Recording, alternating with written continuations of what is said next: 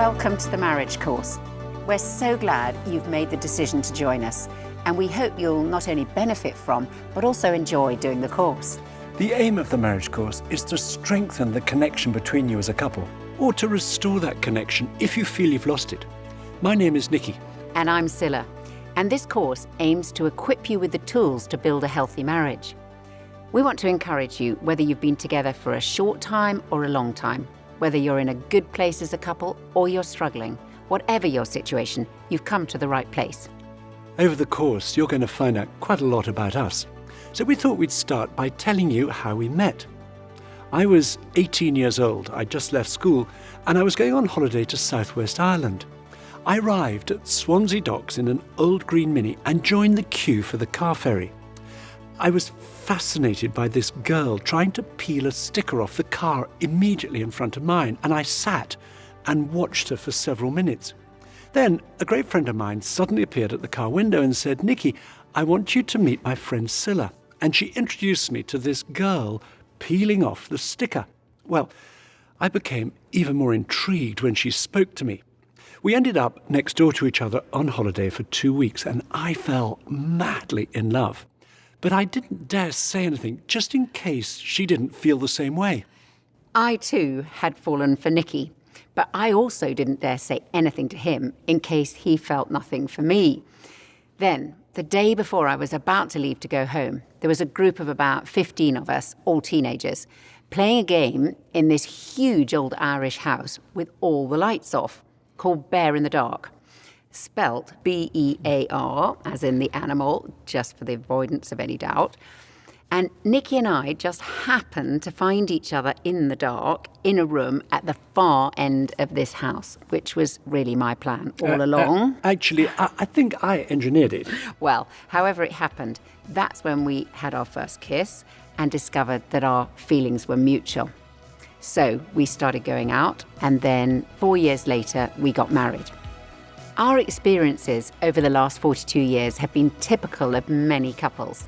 We've moved house 5 times, we've lived abroad for 3 years, we've experienced the birth of our 4 children together, Kirsty, Benj, Barney and Josh, as well as all the hundreds of broken nights that followed. We've known the exhaustion and the joy of having young children, and also the worries and the fun of parenting teenagers. Our children have all left home now, and 3 of them are married with children of their own. So we know what it is to be parents-in-law and grandparents. We've had times of illness and financial uncertainty, as well as times of really great shared memories and lots of laughter. Our marriage has been an adventure of changing and growing together, continuing to get to know each other better over the years. And one thing we've learned is that marriages need to grow. They can't remain static. This is one of the universal principles about marriage that this course is built on, principles that are relevant to any couple anywhere. And during each session, we're going to be hearing from couples who've done the marriage course all around the world, as well as hearing from relationship experts and psychologists on the topics and issues we'll be exploring. And we're confident that as you engage with the material on the marriage course, you'll find out more about what your partner thinks and feels. Whether you've been together for 1 year or over 40 years, there's always going to be more to discover. And it's only as we continue on this journey of discovery about each other that we stay connected. Now, some of you may still be wondering what you've got yourselves into. And people generally have 2 fears about doing a course like this. One fear is that they'll be required to reveal intimate details of their relationship to other people, and they don't want to do that. The second, and often the greater fear, is that their partner will be given the opportunity to reveal intimate details of their relationship to other people, and they certainly don't want to risk that. And if that's you, you'll be pleased to know you won't be asked to discuss anything about your relationship with anybody else. Instead, we'll be pausing at various points to allow you as a couple to discuss issues that we've raised. And for many couples, these conversations are the most useful part of the course. So, you've heard a bit about us. Now, we want you to turn to the first conversation in your journal and spend a few minutes thinking back to the first time you met. Tell your partner your strongest memory of that first meeting and what it was that first attracted you to each other.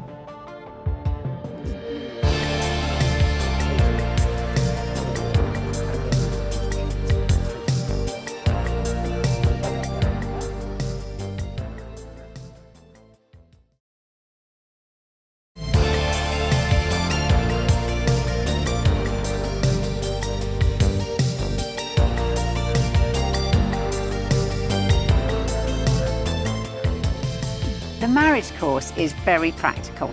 It's designed to equip you with the tools that we all need to create and maintain connection between us. And while from time to time we'll quote from the Bible and occasionally talk personally about the difference our own Christian faith makes to us in our marriage, we're confident you'll find everything relevant to you and your relationship, whether or not you have a Christian faith or indeed any religious faith at all. The course is based on the premise that marriage has the potential to be the closest, most intimate human relationship possible. The Bible uses the image of two people coming together and becoming one. Right at the start of the Bible, in the 2nd chapter, it says, "For this reason, a man will leave his father and mother and be united to his wife, and they'll become one flesh." So, when we get married, our partner becomes our first loyalty. And we're joined together, not just physically, but emotionally, psychologically, and even spiritually. Some people might say, but what about a parent and child? Isn't that closer? After all, a child starts off life physically attached to his or her mother. But the task of parenting is to encourage increasing independence in children, both physically and emotionally. Marriage is the other way round. Marriage involves two people who at one time were complete strangers to each other. They meet, they fall in love, they get married, and embark on a relationship that's designed to be one of increasing intimacy and of a growing interdependence. But that's not automatic. We have to keep working at our marriage if we're to stay closely connected. It is the very modern notion that love is just a feeling. And when that feeling goes, we can just walk away. But I know this, unless sometimes you fight to keep love alive, you will bounce from relationship to relationship, always searching for this perfect person that might be out there. I go to write my books in a little cottage overlooking Carmarthen Bay in West Wales. And a couple of years ago, I think it was an August day, it was a beautiful day, and I'm walking on the beach and the hills look lovely and the sand looks gorgeous and the sea looks as though somebody's taken 1,000,000 diamonds and scattered them along its surface. And as I made my way back up to the cottage, there's an old fisherman there. And I said, "It's idyllic, isn't it?" Perhaps he was just tired of tourists that day. He barked at me, "You should see it in winter." And honestly, when I walked on the beach the next day, it was equally lovely. But I felt the sea and the sand and the hills whisper to me, "Would you love us in winter?" Winter love comes to every relationship. And you know, it's remarkable. I so often meet couples who are about to split up and decide, we're going to try again. And I meet them 5-10 years down the road and they are more in love than they ever thought possible. And they look back and say, how could we have thought of even splitting? But to do that, they had to overcome this very modern idea that if you don't feel in love, just walk away. Our daughter Kirsty and son-in-law Rick are involved in making sparkling wine on the south coast of England. And Nikki and I have learnt a lot from them about the work that goes into tending a vineyard in order to produce good wine. It's hard work. It requires care and attention of the vines on a regular cycle throughout the year, every year. And this is a good analogy for looking after our marriage. It takes work to look after a marriage and requires care and attention on a regular basis. We've taken 4 analogies from tending a vineyard. Now, while all 4 apply, whatever stage we're at in our relationship, it may be that one of the 4 is the most important for you right now, as a result of the particular season that you're in. The first analogy is adjusting. Newly planted vines have to adjust to the new soil, and this is a process that goes on for at least 3 years. In a similar way, in the early years of a marriage, we have to learn to adjust to each other as we move from I to we, from being independent to being interdependent. And this adjusting isn't always easy. So often when the initial infatuation has worn off, when we've taken off those rose-tinted glasses and we see each other in a new light, it's the very things that attracted us to each other that can become the things that annoy us about each other. I'm Dimas Salaberios. I'm Tiffany Salaberios. We met at a church in Queens, New York. New York City. I was coming out of the church, she was coming in, and I grabbed the door, grabbed her hand, started to shake it, and I just had a loss for words. One of the most attractive points of Dimas is he is so dynamic and charismatic and just like a magnet when he comes into the room. And so that's wonderful, right? I love, I'm attracted to she's a strong woman. So that was one of the things that attracted me to her. She has a lot of opinions and she's a thinker, very passionate about things. So those were those things that were like, wow, I love her for this. This is amazing. This is the woman I want. But then there's some days you're like, whoa, the passion is intense. The opinions are really big. So I think that there are definitely those things that would attract a person. At times are those things that are sometimes much to handle in some moments. As we discover how different we are, we can easily try, sometimes consciously, sometimes subconsciously, to change our partner to be more like us. Now, over the years, I have to admit, I have tried to change Nicky in all sorts of areas, and in some, I'm still trying. For example, I am still trying to get him to allow more time to catch a train or a plane, and to get him to wear any other coloured sweater than blue, and also to try to stop him cleaning his shoes when we're about to leave the house to go somewhere. But I've discovered that trying to change Nicky to be more like me doesn't work. It's a universal principle of marriage. I can change myself, but I can't change my partner. If we're to stay connected, this adjusting has to happen, not just at the beginning, but all the way through our marriage, because change is a fact of life. It's inevitable. Our circumstances change, we'll both change, and our relationship has to keep adjusting to accommodate these changes. Your conversations during the course will help you to recognize where you need to adjust in order to strengthen your connection and your marriage. The second analogy from tending a vineyard is pruning, and vines require a lot. Pruning is a very positive activity for the vine. It involves prioritizing the most important branches and cutting the other ones off in order to direct the vine's energy into the most fruitful branches. Otherwise, you get lots of leaves, but very little fruit. As life gets busier, maybe through having a child or work getting more demanding, a key skill in marriage is prioritizing, which involves pruning back certain areas of our lives in order to prioritize another. And for couples who have children, so much time and energy can go into looking after them that the marriage can easily be neglected. And when that happens, it's the children who suffer most because a child's security is deeply affected by their parents' marriage. I remember one man on the marriage course saying, "I've just realized that the best way to love my children is by loving my wife." As life gets busier, we'll only survive as a couple if we learn to prioritize our marriage relationship over every other demand on our time. I am married to someone who works a lot, and he likes his work a lot. So I'm a lawyer, and it's time-intensive work. I think navigating that is an area of continued work for us. I was on a case, it was a crazy schedule.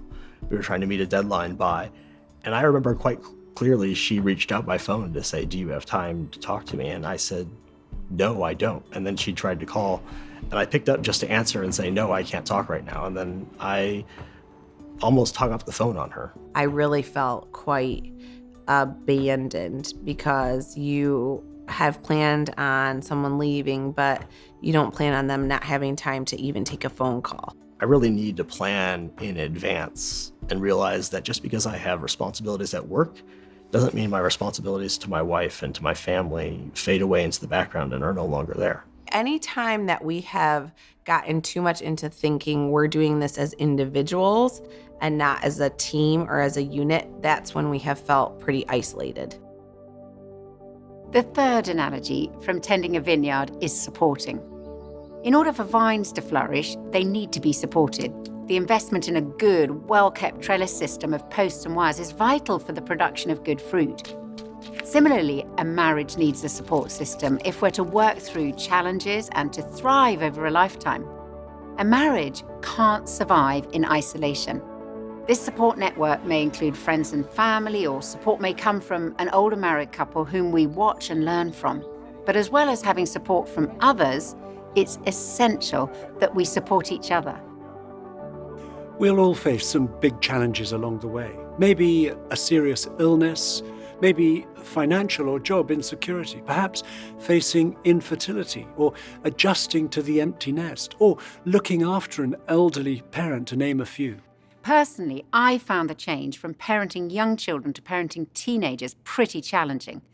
Parenting teenagers didn't come so naturally to me as it did to Nicky, and I really needed his help, not to over-worry or over-control them, to listen to them and to give them space to grow in their independence. And Nicky's support made a massive difference during those years. If we try to deal with our fears and challenges on our own, we lose connection with each other and can start to feel lonely within our marriage. Whereas, when we support each other, the very challenges we face can draw us closer together. So I'm Pam, and this is Neil. Yeah. And we met when we were 20. We did, so that's 29 years ago. And we met in a little place in the east coast of Fife in Scotland. Yeah, I think the biggest challenge that we faced is we kind of both came into marriage and we thought we would have a family, and that has not happened for us. And as a woman, you're kind of, you know, there's this inbuilt thing about, you know, being a mum, having a baby. But I think the fundamental thing was about loss of that dream. We've had to walk through that together. I had maybe expectations that I would maybe take on have one of my children to get married, and I would take my daughter down the aisle, or, you know, maybe a son's graduation or something. Somebody gave a very helpful piece of advice to me when I was kind of pouring out my heart about this one day, and they said, you know, it's not just your arms, Pam, that are empty, it's Neil's arms as well. And again, just that focus off myself onto the other, I think was really helpful. There was a whole piece where I had to really kind of go deep in myself to really support her, because I was about to kind of lose it at times as well. And so it really brought us closer together. And my learning about Neil would be that he was there, and he was completely dependable and strong in that. Although he had his own moments of vulnerability, I think you were definitely strong when I needed you to be strong. I think we had to really keep our communication open with one another, because it would be very easy to get into not sharing and withholding or blaming. I think it definitely did make us stronger. Yeah. We want you to turn in your journals to the next conversation, working through challenges, and talk about those that you've worked through together in the past. And then, when you've done that, identify the main challenge either or both of you are facing currently. And ask your partner, in what ways could I support you in working through this challenge?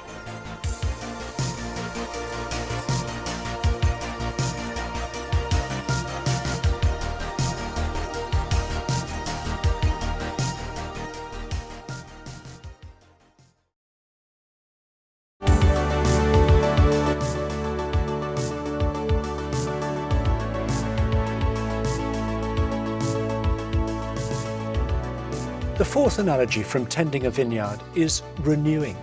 At the end of the growing season, when the vine is reduced to a stem and a few bare branches, to an uninformed eye, it looks like there's not a lot going on until the buds appear in the spring. But that's not the case. This is a vital time when the vine is putting its energy into extending its roots deeper into the soil. The vine is resting while its roots are fed with compost in order to renew strength and produce a good crop next year. We all need times of renewing in our marriage. People sometimes think that the longer we're married, the more that the love and the sparkle between us will decline. But that's not true. As vines mature, they continue to produce fruit and great wine decade after decade if they're well tended and the roots are fed. It's the same in a marriage. Renewing means continually taking care of our relationship, particularly when we reach a new season of marriage. Renewing involves being prepared to talk about our own individual needs and desires, sharing with our partner our hopes for our future together. Renewing means slowing down for long enough to decide on changes we'd like to make, possibly stopping certain activities in order to have more time together, or starting something new, perhaps deciding to create a new pattern in our day or our week or our year that will strengthen or restore the connection between us. And if you're struggling in your marriage, we want to encourage you that reconnecting is possible. When things are difficult, it can seem like there's an invisible wall that is built up between us, usually made up of small things, moments of hurt and misunderstanding that have built one on top of the other. However, we've seen when couples have tended their relationship, things have changed dramatically, and they go on to experience a new connection and intimacy. There was a time in our marriage where we did start to grow apart, and we ended up spending about 8 months separate. And it was like building a wall because we stopped communicating. And each time a jibe or a dig or a sarcastic joke at the other's expense got made, it was like another brick in the wall, until eventually the wall was too high and we couldn't even peer over it, much less see each other at the other side of it. And how we dismantled that wall was through communication and realising that we really loved each other and we really wanted the marriage to work. And we had to be humble, we had to own our faults and take responsibility. And together we managed to, brick by brick, dismantle the wall until we could really see each other again. I think for me, I had to understand that I wanted the marriage to work, but that meant something had to change, whether it's our attitudes to each other. I think we had to establish trust between us to start with, and then start to communicate and court again, and have a laugh again, and build it back up again nice and slowly. Yeah, the laughter had gone, and we started to laugh again. This next conversation is an opportunity to review your relationship, and we'd encourage you to be honest. The purpose is to give you a snapshot of your relationship now, to affirm what's good and to discuss what's not working so well. And don't use this as an opportunity to attack your partner. Rather, as you stand back and see some of the trends in your relationship, look at what you could do differently for the sake of your marriage. So please turn to reviewing your connection in your journal. Put a number in the box beside each of the 20 statements. 0 if that statement is never true, 1 if it's rarely true, and so on. Then turn over and follow the instructions. Each of you do it on your own. And when you've finished, show each other and discuss what you've put. This is a longer conversation, so we're going to give you 30 minutes. And don't worry, if you have low scores, they could change rapidly, even after this session. What is good?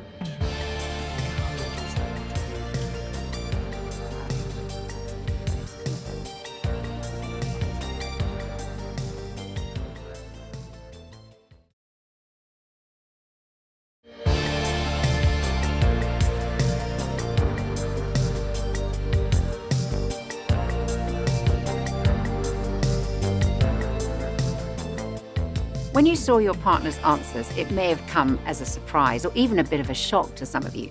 But whether it has or not, we want to encourage you that it's much better to get talking about these things, to get things out into the open, because then as you discuss them, there's the potential for better understanding and a realization of where we need to change.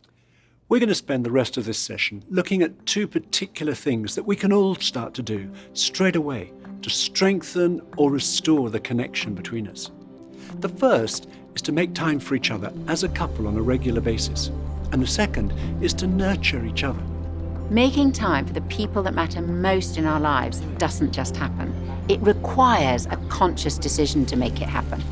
We can so easily say, we'll have some quality time next week or next month when life isn't so busy. But then, when we get there, we find we're just as busy. It's amazing that we can fit in time for any number of emergencies at work, but then not make time for our partner. Depriving a marriage of quality time together is a bit like depriving a plant of water. Some plants survive longer than others, but eventually, without water, every plant will wither and die. If a relationship is to thrive and to keep growing, we must have regular quality time alone together. This does several things. It keeps the fun, friendship, and romance alive. It deepens our appreciation, our understanding of one another. And it gives us the opportunity to communicate regularly at a meaningful level. And it took us a while, but eventually Nikki and I realised that if we were to have this kind of time together, we had to organise it. And that has meant putting aside time to do something enjoyable together once a week. Now, we call this our date night, and we'll refer to this a lot during the course, although sometimes we have it at lunchtime or over breakfast. And we'd say it's probably the single most significant thing that we have sought to do over the years to keep our love alive and our marriage growing. Date night for us is a fun time when we're relaxing and doing something different to our normal routine. And it always involves some sort of a meal. Sometimes we make it an evening together at home. We cook a nice dinner, we put candles on the table and put on some music. Or we might decide to watch a film or a TV program together we both enjoy. When our children were little, it was after they were in bed. When they were teenagers, we banished them to their rooms. And sometimes we'll go out for a meal, or we might go to the cinema or do something else that we both enjoy doing, such as going for a walk somewhere nice, playing tennis or some other sport, taking a picnic to the park in the summer, going for a bike ride or going to an exhibition. The important thing has been not to set the bar too high. It doesn't need to be expensive. I remember one time we went and just got coffee. I like a nice meal out, but then again, I'm married to the budgeter. A nice meal coffee. Yeah, nice meal coffee. It's kind of true. It reminds us of who we were before we got married and why we were attracted to each other in the first place. It really has made all the difference for us. It just being different to the normal nights. Doing really easy food or ordering in, or you cooking, that's not happened. Yeah, it doesn't happen. We do what we call marriage time every week. So we go out and have coffee and just spend our time talking. There's a beautiful thing here in Mexico called Pueblo Mágicos, which is like magic towns. Magic towns. We love that, doing that together. Our son has showed us how to do Netflix, so we're our world is expanding. We made it a point every Monday. Everybody knew on that day, Maki and Prince are out, nobody could connect with them. We have had some date night fails, but even a date night fail is a win. Valentine's Day we'll go see this movie. And it was a horror film, and basically we lasted about 10 minutes. Well, I couldn't handle it, let alone harrowed. It was terrible, but we're still talking about it. Yeah. A memorable date night for me was when Nikki organised a surprise trip to Shakespeare's Globe Theatre to see Romeo and Juliet. Now, I love surprises, but when we got there, I found out that he had booked the standing tickets, the cheapest ones on offer, which means you literally have to stand there for the entire performance. And Romeo and Juliet, much as I love it, is a long play. We ended up standing in the open air for over 4 hours straight.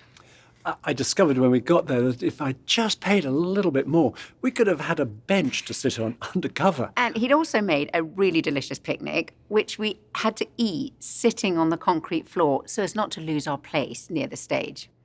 However, it was a very memorable evening, and I loved it. And I really enjoyed it too. So our own experience has been that investing in this weekly date protects our marriage from becoming dull, boring, and routine. It stops us from taking our relationship for granted and helps us to stay connected. It's a very simple concept, but it has a very powerful impact. We definitely know the difference and the benefit in our relationship when we've had this time together. So here are 3 tips which have really helped us to make a weekly date an ongoing reality. We know we have to plan them, prioritise them, and protect them. So, tip 1, plan them.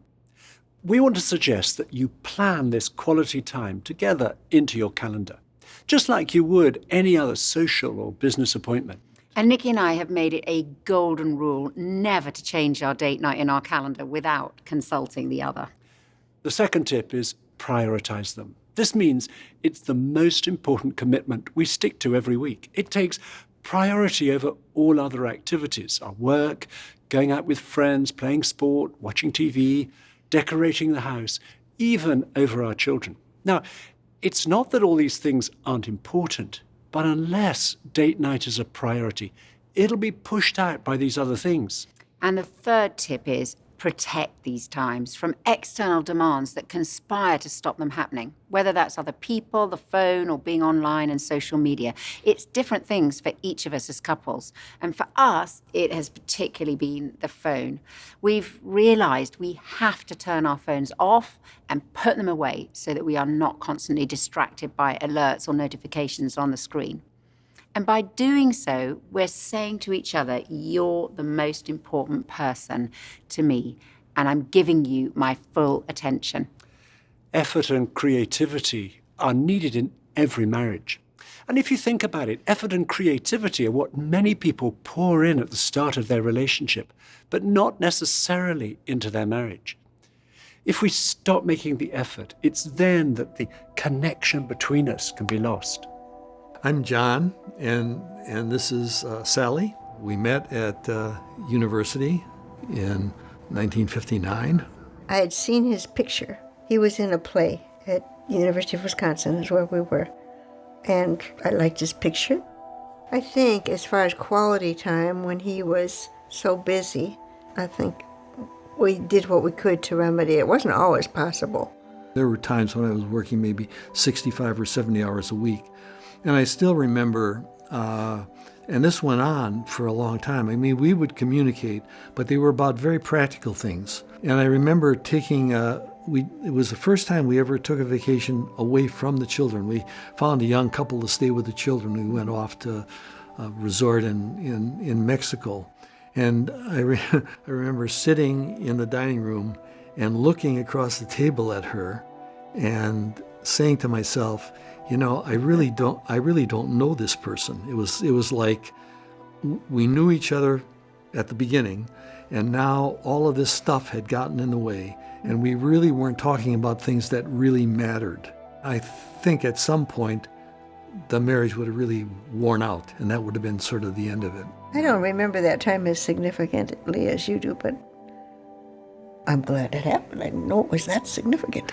Well, I think it was kind of a wake-up moment, really. In some ways, I think it was the best thing that ever happened to our marriage, because when we got back from this vacation, we always set aside time during the course of a week just to be alone, to talk about things other than the kids and school and work and where we're going to get the next groceries and all that kind of. And I often thought, you know, what would have happened had we not had that moment, you know, and that realization. It was really an amazing time, really. The next conversation in your journal is special times together. We want you to tell each other what have been the most special times you've shared together as a couple. And be specific and talk about where and when those times were, what you were doing and why they were so special to you. And take it in turns, because you may hear something that you had no idea about.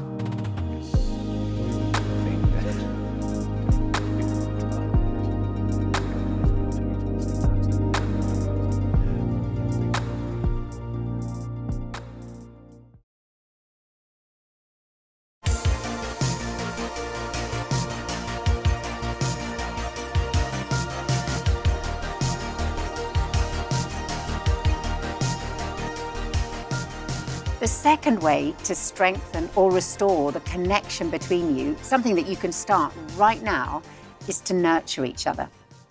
Nurturing each other involves seeking to meet each other's emotional needs, such as for affection, encouragement, support, comfort, and so on. And this creates emotional connection between us. We all have a longing to be known and to be loved by another person. It's as though there's an empty space inside us that needs to be filled up with another person's love and attention. When that space is empty, we feel lonely or alone. A new kitchen, promotion at work, or a holiday in the Caribbean won't fill up that space. And that's because we're made for close relationships. And that's why, when we fall in love, that space inside us is filled up. The first 2 chapters of the Bible give a fascinating account of how we're made for relationships. After God's repeated refrain in chapter 1 about creation, it is good. Suddenly, in chapter 2, God says, it is not good for the man to be alone.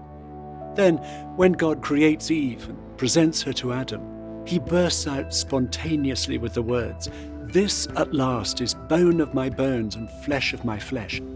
Here is someone like him, someone who understands him, someone to whom he can relate and to whom he's strongly attracted. And that space inside Adam is filled right up. And when we're known intimately, when we're loved by another, we are no longer alone. However, we have to maintain our sense of togetherness. When the initial infatuation wears off, we can start to feel alone, to feel lonely again. And the way to keep filling this space inside is by recognizing and meeting each other's emotional needs. We need to reach for other people and how other people respond all our lives. The attachment theory of childhood relates to marriage in that it basically tells us what our vulnerabilities and our needs are, and that these vulnerabilities and needs continue into adulthood. And it tells us about the basic drama that plays out in love relationships. The consequences of a couple not being able to recognize each other's emotional needs is that they are going to get more and more disconnected from each other. And as we understand from all our research over the years, the key issue in marriages falling apart is not conflict. Everybody has conflict. Everybody's got differences. The key issue is emotional disconnection. It's aloneness that destroys marriages. It drives people insane to be in a relationship where all their longings for connection are turned on, where they expect some sort of closeness, and to have that other person just out of reach. And these needs are not complicated. That's the fascinating thing, they're not. But they are emotional. And you do have to deal with them on an emotional level. There are two ways we can act in marriage. We can either be reactive or proactive. Being reactive is when we focus on each other's shortcomings, on what irritates us about our partner's behavior. And that pushes us apart. We lose connection. Being proactive is when we focus on our partner's needs. And that draws us together because then we both feel loved. And when we feel loved, we feel like loving. Being proactive builds connection. And we learned a lot about meeting emotional needs from a couple called David and Teresa Ferguson. I remember David describing a fundamental change in their marriage. For the first 15 years, I've focused on Teresa's faults and my needs. For the last 15 years, I have focused on my faults and Teresa's needs. And our marriage has been transformed. We all have these emotional needs, but usually our needs will not be the same as our partners. And to nurture our husband or wife effectively, we must discover what matters most to them. 我们来自北京，已经结婚15年了，我们有2个孩子。我们在过去的时候我真的不是一个很会聆听和回应他的一个这样的人，所以每一次他在分享一些事情，分享完以后我都会很困扰，我不知道该怎样去回应他。有一次他的就是肚子疼，然后跟我去聊这个事情，有几次说老公我肚子有点疼，然后对我来讲我是一个特别理性的人，我就想肚子疼怎么办呢？去医院还是忍着？然后他告诉我说你可不可以对我说一些安慰的话？我说你能教一下我怎么样才能安慰你，你才开心？然后他就特别生气，说你连安慰都不会。我才发现原来倾听别人回应别人是一个非常简单的事情，所以我就开始去重复他的话，肯定他的感受，再询问他你有什么样的帮助。然后他就很受安慰，他说就是这样的，你这样说我就能得到很多被理解，你就进入到我的内心的世界里面。然后呢，我就其实也用这个方法来表达我的感受，他也非常吃惊。我觉得原来不是我一个人这样，其实他也把自己封闭在他的情感世界里面。我们在那个时刻就感觉到我们俩的心走在一起了。With emotional needs, we can easily miss the ones that are most important to our partner, or we may give what we most want to receive. And trying to love in the wrong way can lead to frustration and irritation instead of feeling loved. It's like trying to fill a glass but misjudging where it is. Our efforts will be wasted. And that's what happens when we don't know each other's needs. And our needs will change over time. What was most important when we were going out or when we were first married may be different now. And we can't assume that our partner automatically knows our desires. We must tell each other. We want you to have a conversation now where you're going to find out how well you know each other's needs. And you'll see in your journals, it's called Knowing Me, Knowing You. So, look at the list of 16 needs or desires. And in column A, put the 3 that are most important for you in order of importance. There's some overlap between them, so choose the 3 that best express your desires. Then, in column B, guess which 3 are most important to your husband or wife in order of importance. Now, do this without looking at what the other has put, and when you've both finished, compare what you've each put.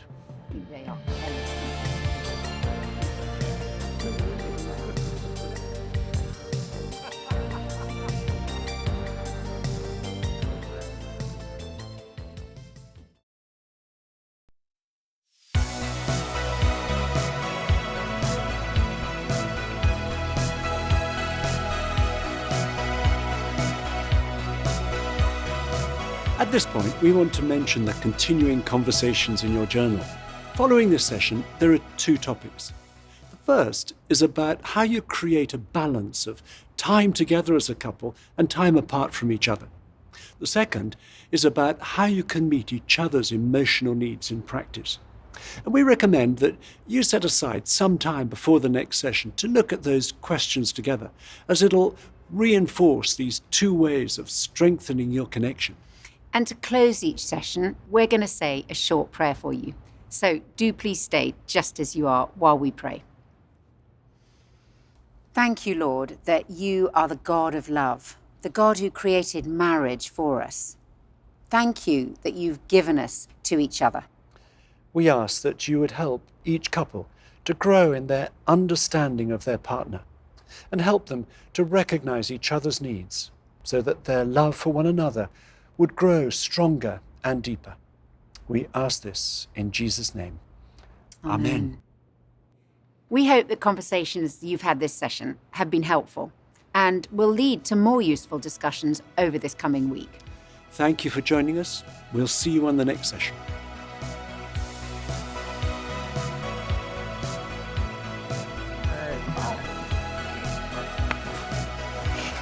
No. What was the question again, Joan? That's this. Yeah, I didn't know where And to I look. feel truly loved. What was the question? Well, can you tell me the initial question Say again? what you said again. So look at Joe's eyes or the camera. I know. Yeah, I'm just. These people are looking at us now. They're like, we know way more about them than we ever wanted to.